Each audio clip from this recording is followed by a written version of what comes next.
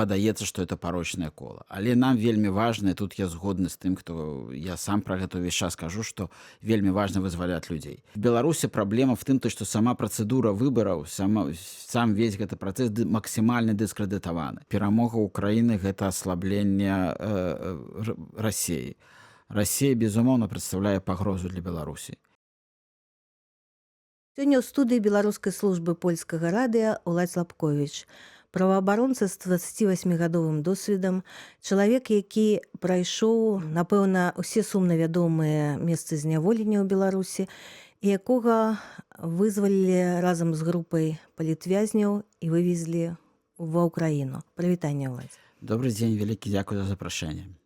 Дзякуй вам. Уладзь, для мяне, я думаю, шмат для каго было глытком свежага паветру ваш выступ на прэс-канферэнцыі для украінскіх медыа, менавіта таму, што вы адэкватна ацэньвалі сітуацыю, вы размаўлялі па-беларуску.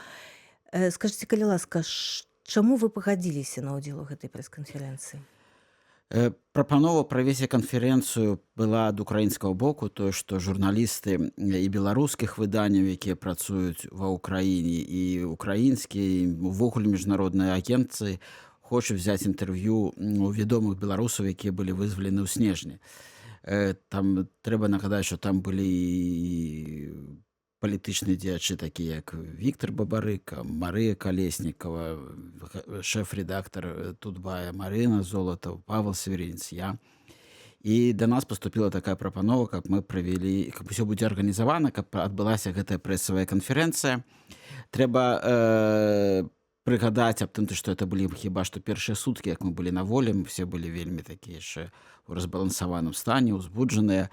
Некаторыя ўдзельнікі канферэнцыі адмовіліся, тым, каму былі прапановы, адмовіліся, таму што ў іх сем'і яшчэ былі ў Беларусі, яны яшчэ баяліся за сваіх родных. Напрыклад, Павел Северинец, якому, безумоўна, было ёсць што сказаць, але на той момант ён клапаціўся пра сваіх родных, пра сваю сям'ю, якая заставалася закладнікамі ў Беларусі. Таму ён адмовіўся ўдзельнічаць у гэтай прэсавай канферэнцыі. Я ж пагадзілася, таму што у тым ліку і таму, што вельмі важна, каб прагучала беларуская пазіцыя, беларускі бок, каб украінцы, для мяне это было тады вельмі важна, каб украінцы адчулі, што беларускі народ, як народ, не нясе адказнасць за тую ўладу і за тую агрэсію, якая была з боку беларускай дзяржавы у 22-м годзе, якая, в прынцыпе, працягваецца і зараз у выглядзе ресурсавай і лагістычнай падтрымкі расійскіх войскаў праз Беларусь. І мне было важна выказацца на гэты конт, таму што мне, праўда, я сустрэў пачатак вайны ў СІЗА на вуліцы Владарскага, але мне было вельмі важна і важна сказаць людзям аб тым, тое, што мы з імі, і тое, што, безумоўна, і з кропкі гледжання міжнароднага права, і з кропкі гледжання, скажем, там, проста гуманітарнага і чалавечага, гэтая вайна абсалютна недапушчальная. Што вас уразіла ва ўкраіне? Вы ж былі і раней там, да? Ці адчуваліся гэтыя змены? Ну, гэта іншая Украіна. Нас везлі на прэсавую канферэнцыю прадстаўнікі украінскага там афіцыйных уладаў, бо все это было таемна, таму што трэба разумець, што гэта прыфрантавая зона. Мы все былі ў Чарнікаве. Мяне ўразіла, калі мы ехалі па вуліцам Чарнігава, нам паказвалі вось тут расійскі падбіты танк 22-го года, просто адцягнуты на ўзбочшу. Ну вось тут вось барыкады разабраныя, якія былі з украінскага боку. І гэта, конечно, уражвае начныя паветраныя трывогі.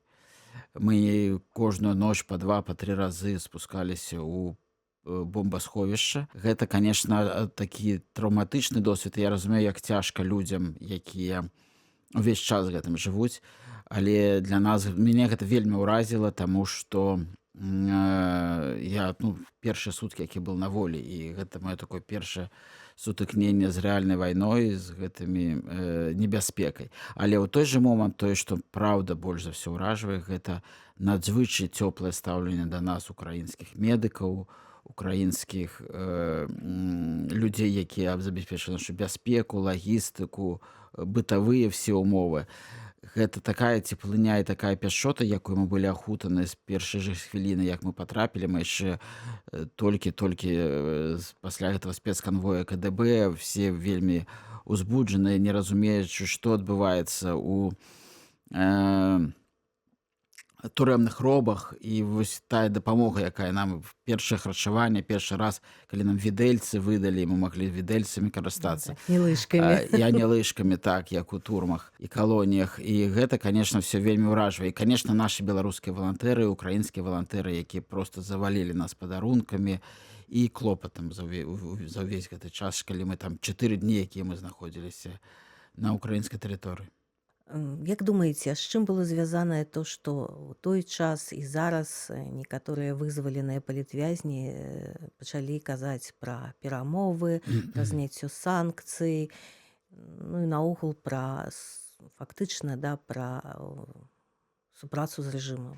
Цяжкае пытанне. Я лічу, што я ўсё ж такі не чую ў словах тых людзей, якія выступаюць за больш гнуткую пазіцыю, жаданне супрацы з рэжымам. Всё ж такі я чую клопат пра людзей, і я вельмі б не хацела, каб вось гэта раз'яднаючая лінія была. Таму што мы кажам пра адно і тое ж. Мы кажам пра тое, што жыцці людзей важны, і тут поўны кансэнсус у дэмакратычных сілаў, у грамадзянскай супольнасці, у праваабарончых арганізацыях, што трэба прыкласці ўсе намаганні для таго, каб гэтыя жыцці людзей былі выратаваны. Мы все вітаем так званы амерыканскі трэк і выказваем падзяку адміністрацыі ЗША, якая праводзіць цяжкія перамовы па ратаванні людзей, па выцягванні іх з турмаў, але тое, пра што важна казаць і не забывацца нават тым, якія кажуць пра больш інтэнсіфікацыю кантактаў з беларускім рэжымам, інтэнсіфікацыю уступлення Еўропы са сваім там пакетам перамоваў. Не забывацца пра тое, што вельмі важна, каб гэтая абсалютна ганебная, абсалютна недапушчальная практыка узяццё закладнікаў і іх вызвалення за нейкія эканамічныя прэферэнцыі, яна была спынена. Для гэтага вельмі важна, каб палітычныя вязні перасталі з'яўляцца ў Беларусі. Пакуль гэтага не адбываецца, то заўчасна казаць пра адмену санкцый. Пры гэтым трэба разумець, што санкцыі ёсць розныя. Ёсць санкцыі за суагрэсію ў вайны супраць Украіны, і гэтыя санкцыі не могуць быць адменены, пакуль ідзе вайна. Ёсць санкцыі за парушэнне ўмоваў бяспекі для дзяржаў, гэта так званы міграцыйны крызіс. І гэтыя санкцыі, і тут цалкам беларускі рэжым павінен зрабіць все для того, каб еўрапейскі звяз краіны захада адчулі сябе ў бяспецы, і вось гэтыя такія гібридныя атакі былі спынены. І трэці пакет — гэта той, які звязаны з гуманітарнымі рэчамі, з пытаннямі правоў чалавека.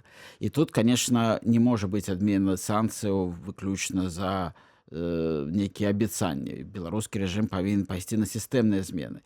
Мы павінны пабачыць хаця бы тое, што в Беларусі спынілася практыка з'яўлення новых палітычных вязняў. Для таго, каб той спіс палітычных вязняў, які ў нас ёсць, ён быў вычарпальны. Ён не папаўняўся кожны дзень новымі і новымі прозвішчамі. Таму што ў іншым выпадку мы праз год з вамі будзем зноўку размаўляць пра тую ж самую 1000 палітвязняў, толькі зменім іх прозвішчы. І гэта практыка, якую, безумоўна, трэба спыняць і тым людзям, якія зараз, і тым палітыкам, якія кажуць пра перамовы, неабходна вось менавіта гэты пункт парадку дня ставіць як прынцыповы ў стасунках з беларускім рэжымам. Як думаеце, ці магчыма вось гэта спыненне рэпрэсій і ўсё тое, пра што вы кажаце, без паразы Расіі ў вайне? Беларускі рэжым кіруецца ўручную. Мы заўважалі, і гэта нават было бачна ў турмах, тое, што там, умоўна кажучы, сёння цябе могуць садзіць у ШИЗА, а заўтра нават за нейкія дробязі, за якія раней ты заўсёды з'язджаў в ШИЗА і ішоў у ШИЗА, зараз іх проста не заўважаюць. Таму што новая устаноўка моцна не ціснуць на палітычных вязняў. У мяне была сітуацыя, калі я зараз разумею, што гэта перад вызваленнем, калі ў ручным рэжыме мне былі створаны ўмовы, мяне адкармлівалі, каб я лепш выглядаў, там павелічэнне харчавання, медычная нейкая дапамога. І я лічу, што беларускі рэжым кіруе рэпрэсіямі сам. І таму ён в ягонай волі, не чакаючы спынення вайны ва ўкраіне, у ягонай волі спынення ўнутраных рэпрэсій. Я бачу, што яны не звязаныя, што гэта два паралельных трэка. Тое, што трэк, які звязаны з вайной, ён уплывае, безумоўна, на ўнутраную беларускую парадак дня беларускі, але на волю вызваляць людзей і не браць новых, гэта цалкам залежыць ад сённяшняга беларускага рэжыма. В яго сілах в любую секунду спыніць рэпрэсіі ў Беларусі, як мінімум спыніць рэпрэсію ў Беларусі. Не кажучы ўжо пра тое, што неабходна казаць і пра сістэмныя змены падыходаў, рэпрэсіўнае заканадаўства, магчымасць вяртання ў Беларусь. Але нават пра гэта можна пакуль што пакінуць за скобкамі. Зараз першая задача ў абавязковым парадку дамагчыся таго, каб новыя палітычныя вязні не з'яўляліся, каб мы як мага хутчэй, калі сапраўды атрымаецца, то ў гэтым годзе выйшлі на нулявую лічбу па колькасці палітычных вязняў. Ну, часткова згодная, але з іншага боку мы назіраем уже як мінімум трэцюю хвалю такую, да, з адкатаў рэжыму. Ці не значыць гэта, што праз пэўны час гэтак жа сама, як рэжым спыніў рэпрэсіі, пачнецца новае кола і будуць новыя палітвязні ўжо па іншай нагодзе, але мы ўжо гэта бачылі. Бачылі неаднаразова. Мы гэта бачылі і в 10-м годзе, і бачым зараз па сённяшніх падзеях. Гэта такія больш красамоўныя, але такія выпадкі былі ў пачатку 2000-х, калі былі працэдуры перамоваў і вызвалення палітычных вязняў, там 2006-2008 год. І яшчэ і раней. Гэта практыка ўвесь час, на жаль, існавала. І гэта такое, падаецца, што это парочнае кола. Але нам вельмі важна, тут я згодны з тым, хто я сам пра гэта ўвесь час кажу, што вельмі важна вызваляць людзей. Таму што людзі знаходзяцца ў небяспечных умовах. Іх жыцці падвяргаюцца рызыкі. Гэта надзвычай цяжка, я гэта магу смела казаць, таму што сам праз гэта ўсё прайшоў. І просто неабходна ратаваць людзей і выцягваць іх з гэтага. Але каб не было новых палітычных вязняў, рэжым павінен усведамляць, што палітычныя і эканамічныя наступствы будуць больш, чым нейкая выгода ад таго, што будуць узяты новыя палітычныя вязні. І мы жылі ў рэжыме там 2015-2020 год, калі ў Беларусі практычна не было палітычных вязняў. І я спадзяюся, што і гэта ўжо, скажем, важнасць гэтых перамоў і тых умоў, якія будуць ставіцца, то, што мы можам выйсці вось на гэта плато, калі як мага доўгі час, я не веру, што ён будзе бясконцы, таму што рэжым все ж таки вернецца да сваіх рэпрэсіўных практыкаў, але зараз трэба дамагчыся, каб все людзі былі выратаваны і новыя палітычныя вязні не з'яўляліся. Скажыце, калі ласка, як праходзіць зараз ваша адаптацыя? Што самае цяжкае было? Ці наадварот, все было добра, лёгка і не было Не нейкіх лёгка. Мне, конечно, было лягчэй, чым шмат каму з маіх там сяброў, паплечнікаў і з тых людзей, якімі я толькі пазнаёміўся, таму што мы былі разам вызваленыя. Таму што я вярнуўся ў сям'ю, мая сям'я была ў Вільні, яны мяне чакалі там, і я адразу апынуўся у коле сваіх блізкіх, родных, жонкі, дзяцей. Я паступова вяртаўся і вяртаюся да гэтага часу да праваабарончай дзейнасці ў праваабарончым цэнтры «Весна». І мне, конечно, было прасцей, чым шмат якім палітычным вязням. Але, конечно, я сутыкнуўся з вялікімі праблемамі адаптацыі, да гэтага часу яны яшчэ даюць о сябе ведаць. Гэта і такое, скажем, перасоўванне самастойнае па горадзе. І вось зараз мы такое першае падарожжа з Вільні ў Варшаву. Я таксама неяк так разгубіўся ў аэрапорце, хаця раней я так добра арыентаваўся. Гэта, конечно, і праблемы са сном, таму што бываюць і кашмары, і жахі, і сніцца турма. Але, конечно, ўжо все ж таки 5 месяцаў прайшло, і я адчуваю, як паступова, дзякуючы і людзям, і псіхалагічнай дапамозе, і медычнай дапамогі, проста такой сяброўскай падтрымкі вельмі важных і дарагіх для мяне людзей, праваабаронцаў, маіх калегаў з праваабарончага цэнтра «Весна», я паступова все больш і больш вяртаюся да такого, як мне кажется, паўнавартаснага жыцця, паўнавартаснай актыўнасці. І, конечно, яшчэ хочу сказаць дзякуй маёй сям'і, журналістам, усім, хто клапоціцца пра мяне кожны дзень і пытаецца чым яшчэ мне дапамагчы. Ну і напэўна, больш актыўна пачалі сваю праваабарончую дзейнасць уключацца. Скажыце, калі ласка, у Беларусі вы займаліся свабоднымі, узначальвалі ініцыятыву праваабаронцы за свабодныя выбары.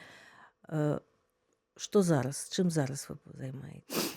Я паступова вяртаюся да працы. Я уваходжу ў раду праваабарончага цэнтра «Весна», это кіраўніцтва. Мы зараз, скажем так, я паступова уваходжу ў справы, таму што я таксама яшчэ наступства доўга працаваць не магу, вельмі хутка стамляюся, таму што мозг перагрываецца.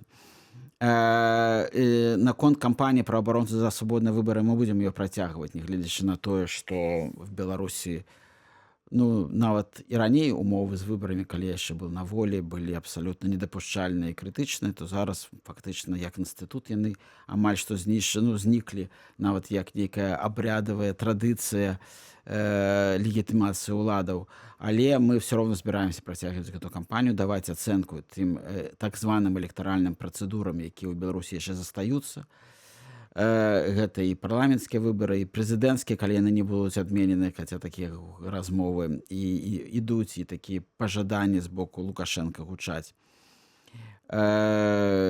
І таксама я прадстаўляю у сродках масавай інфармацыі пра абарончы цэнтр «Весна», дапамагаю кожнаму і кожнай, хто да мяне звяртаецца па дапамогу.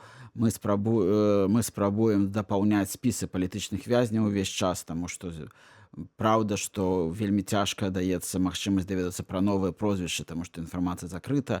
Унутры краіны няма, як раней, інфраструктуры і нашых валантэраў, якія гэту інфармацыю здабываюць. Але вось гэтым займаю амаль кожны дзень гэта верыфікацыя і праверка спісаў палітычных вязняў. Таксама я спрабую працаваць арганізацыю на міжнародных пляцоўках, таму што вельмі важна, каб праваабарончы голас і голас былых палітвязняў гучаў. На ваш прафесійны погляд, што найперш трэба будзе змяніць у беларускай выбарчай сістэме, у заканадаўстве выбарчым, каб мы хаця б пакрокава набліжаліся да міжнародных стандартаў? Праблема нават не в самом законодаўстве, таму што любое заканадаўства, калі ёсць палітычная воля, дае магчымасць правесці свабодныя выбары. В Беларусі праблема в тым, што сама працэдура выбараў, сам весь гэты працэс максімальна дыскрэдытаваны. Улады за столькі гадоў зрабілі ўсё для того, каб вера ў людзей, вынікі в ты, скажем, увесь электаральны працэс, яна абсолютна знікла. Все разумеюць, а я думаю, што это тотальна, нават тыя, якія падтрымліваюць сённяшнюю ўладу, што выбары ў Беларусі скажаюць і не адпавядаюць рэчаіснасці, не адпавядаюць рэальнаму волевыяўленню беларускага грамадства. Шмат што трэба мяняць. Фактычна трэба перапісаць все практыкі выбараў, ад фармавання выбарчых камісій да збору подпісаў, асабліва назірання за выбарамі, падлік галасоў. Нам это тытанічная праца, калі вы ж казаць, скажем, пра такую мару Беларусі, дэмакратычнай Беларусі, тытанічная праца па вяртанні даверу да выбарчых працэдураў і адбудоўвання, фактычна цалкам адбудоўвання з нуля ўсіх выбарчых працэдур. Мы шмат гэта даследавалі, у нас шмат аналітычных дакладаў на гэту тэму, і мы будзем працягваць гэтую працу для того, каб гэты, скажем, наш назапашаны досвед і досвед міжнароднай супольнасці і іншых дэмакратычных арганізацый можна было максімальна імплементаваць в сітуацыі, калі у Беларусі зменіцца становішча. То бок, я так думаю, што калі настане гэты час X, дзень X, год X, то вы з поўным такім багажом досведу, ведаў і практычнага досведу, які атрымаеце ў іншых краінах, даволі хутка зможаце аднавіць дэмакратычную выбарчую сістэму. Спадзяемся, нам засталося толькі набліжаць гэты момант сваёй працы кожны дзень, крок за крокам, і з журналістам, і грамадскім актывістам, і праваабаронцам. Таму што кожны дзень мы закладаем гэты падмурак пераменаў, рэальных пераменаў у Беларусі.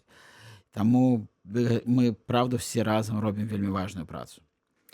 Што мы можам зрабіць? Асабліва ў той момант, калі фактычна дыаспара падзялілася на тых, хто лічыць, што Светлана Ціханаўская, офіс і ўсе астатнія нічога не робяць, іх трэба распускаць. Іншыя, наадварот, як вы да гэтага ставіцеся? Сумам, таму што я лічу то, што все гэтыя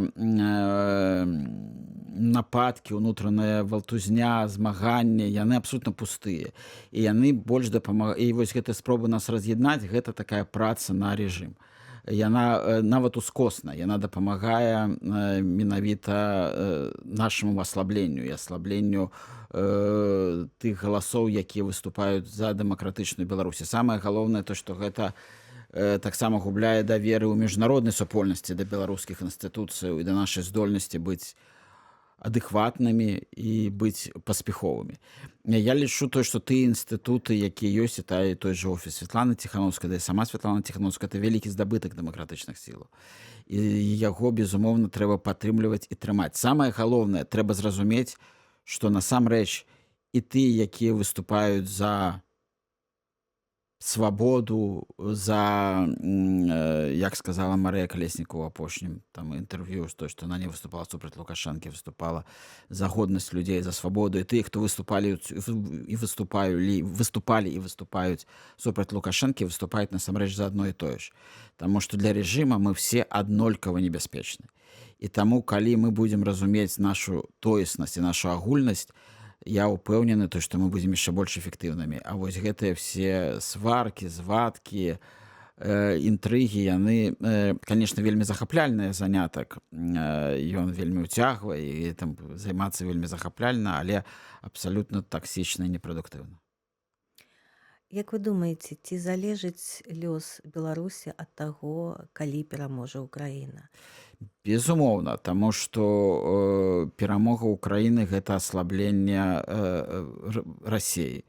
Расія, безумоўна, прадстаўляе пагрозу для Беларусі, для беларускай ідэнтычнасці, для беларускай дэмакратыі і незалежнасці. І, безумоўна, гэта такі будзе вялікі геапалітычны шанец нам выйсці з гэтай арбіты і пачаць будаваць самастойнае, абсолютна годнае еўрапейскае жыццё. Таму, канешне, сітуацыя ва ўкраіне ўплывае на ўнутраны парадак дня ў Беларусі і на рэжым у Беларусі. І любая форма перамогі ўкраіны ў гэтай вайне прывядзе да таго, што в Беларусі таксама пачнуцца больш заўважныя нават, чым зараз трансфармацыя. Ці трэба нам да гэтага рыхтавацца? Нам, я маю на ўвазе іміграцыі, і што трэба рабіць? Безумоўна, трэба да этого рыхтавацца. Нам трэба, я ж кажу, захоўваць сваю еднасць, быць гатовымі ўжо наўпростава уцягвацца ў беларускую парадак дня, у працу ўнутры краіны, калі магчымасць вяртацца з'явіцца. Таму на дадзены момант нам трэба працягваць кожны дзень тую нашу працу, і нам трэба быць тым маяком у цемры для нашых грамадзянаў, якія засталіся за межу в Беларусі. Таму што наша вельмі важная задача зараз інфармаванне і інфармавання. Таму я вельмі усцешаны той, што вось гэтая, скажем, вялікая колькасць сродкаў масавай інфармацыі, блогераў, якія нарадзіліся на плыні на хвалі 2020 года, яны все застаюцца, шмат хто з іх працуе актыўна ў эміграцыі, таму што нам вельмі важна быць гэтым маяком у цемры, які будзе казаць праўду і распавядаць нашым грамадзянам, якія засталіся там у сітуацыі такой дыктатуры. Ну, спадзяюся, што і я, і вы, і шмат хто яшчэ ўсё ж такі зможам вярнуцца, і гэта будзе там не праз дзесяткі гадоў. І што б вы пажадалі беларусам у эміграцыі, беларусам у Беларусі? Ёсць нешта, што вы б хацелі сказаць? Не, я магу толькі паўтарыць тое, што я казаў. Беларусам у эміграцыі я прашу аб еднасці і быць адзіным такім, дбаць пра тое, што у нас адзіны інтарэс, а все астатняе абсолютна другаснае, нават штучнае і навязанае нам. А беларусам, якія знаходзяцца ў Беларусі, гэта трымацца праўды і слухаць, шукаць інфармацыю, знаходзіць яе і таксама быць разам са сваімі аднадумцамі, таму што гэты час цемры ён абавязкова скончыцца.